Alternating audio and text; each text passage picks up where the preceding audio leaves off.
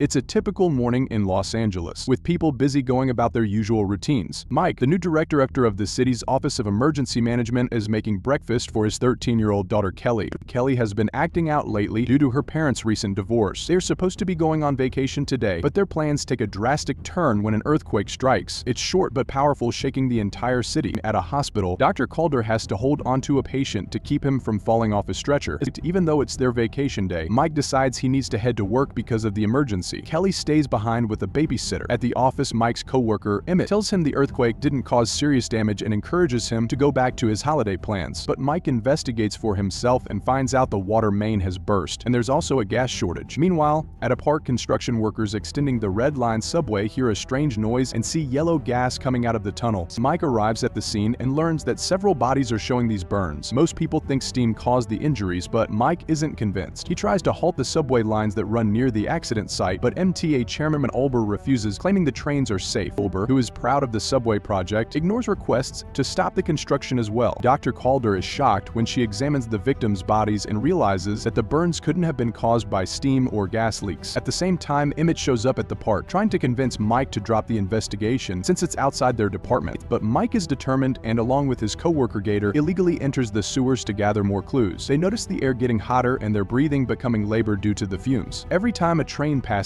nearby, the tunnel shakes. Gator then finds a bunch of burnt rats, and they realize their rubber gloves are melting. Suddenly, scorching gases burst out from a crack in the concrete, forcing Mike and Gator to run for their lives to avoid being burned. Once having gathered enough evidence, Mike orders Emmett to close down the park. Later, Olber brings in Amy, a geologist who claims the city is geologically unstable and that digging tunnels under it is dangerous. Mike takes Amy to the park, where she runs some tests and forms a shocking theory a volcano is forming beneath the city, with lava flowing underground. Mike finds this idea absurd, and since Amy doesn't have solid proof, he remains skeptical. Meanwhile, no one notices that the park's fountain statue is slowly sinking into the ground.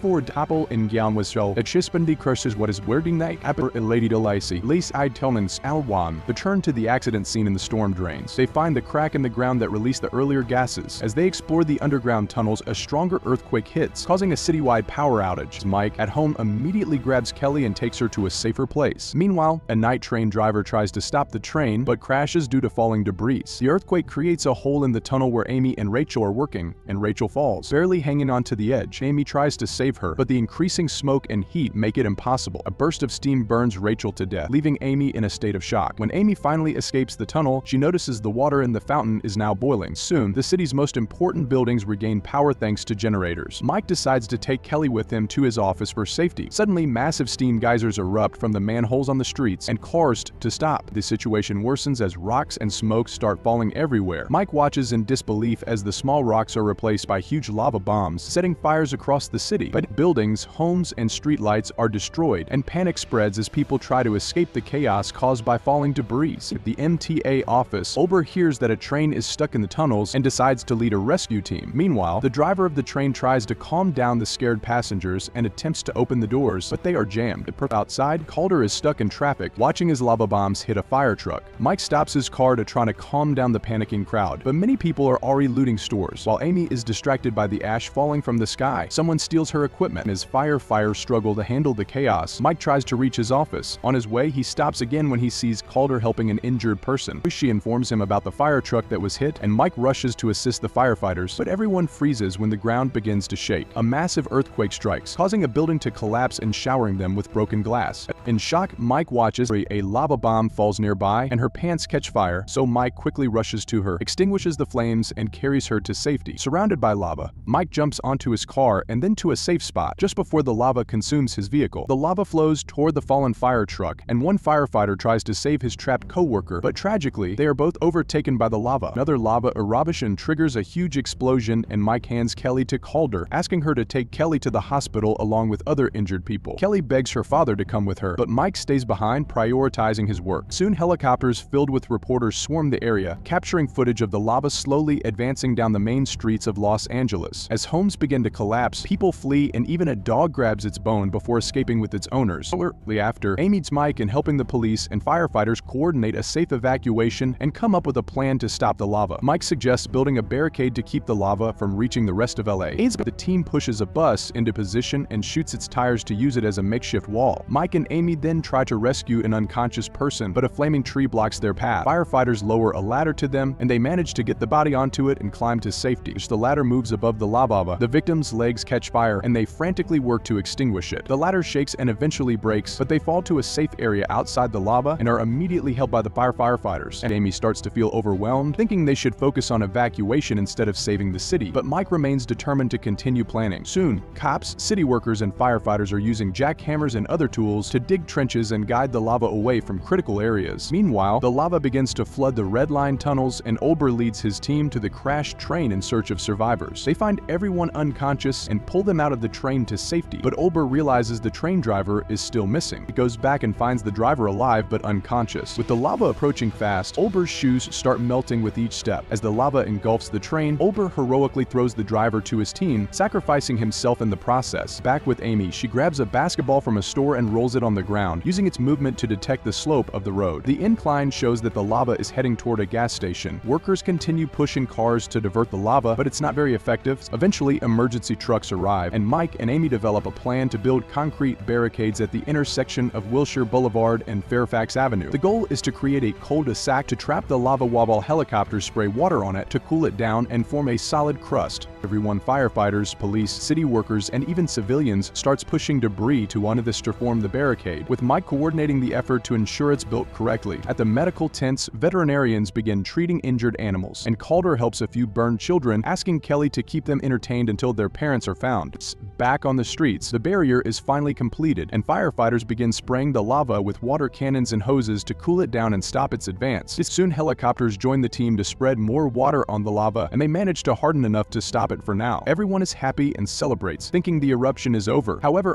Amy is still worried and decides to check the subway tunnel again.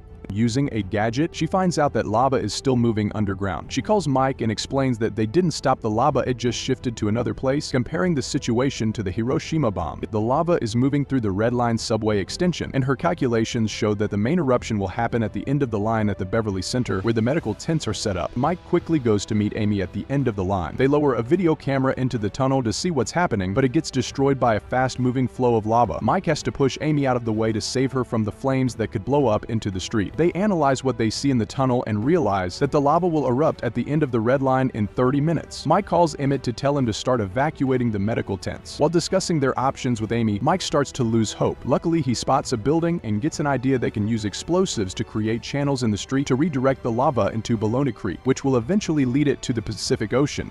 Although the road slopes in the opposite direction, they plan to demolish a 22-story condominium building to stop the lava from reaching the city. Mike asks Amy to find his daughter while the team prepares the explosives. When Amy reaches the area with the victims, she discovers Mike's daughter is missing because she went out looking for one of the kids. Back with the team, they are running everywhere because they have only 20 minutes to get everything ready. Gator and his crew are placing bombs inside the center, but then earthquakes start shaking the area again. The big eruption occurs sooner than they expected, destroying the street and causing everyone to panic, with many patients catching fire during the evacuation. Inside the center, one of the workers gets trapped under a core column that the earthquake damaged, and Gator can't lift it off. With the lava getting closer, Gator decides to stay and sacrifice himself to detonate the final explosive charge. One by one, the explosives go off, but Mike notices Kelly and the little boy of the explosions. He runs as fast as he can, pushing his daughter and the boy down just as the entire building collapses. Luckily, their plan works perfectly, and the resulting tunnel guides the lava safely to the ocean. While everyone celebrates their success, Amy searches for her new friend. Suddenly, a hand appears from the pile of debris and a Mike emerges, Kelly and the little boy, all safe and sound. The kid points out that everyone is covered in ash, making them all look the same, regardless of their race, until rain starts to fall and washes the ash away. Amy admits that if she had been in charge, she might have sacrificed half the city, so she thanks Mike for teaching her to never give up. Just then, Emmett arrives with another emergency for Mike, but he declines, saying he is taking his daughter on vacation.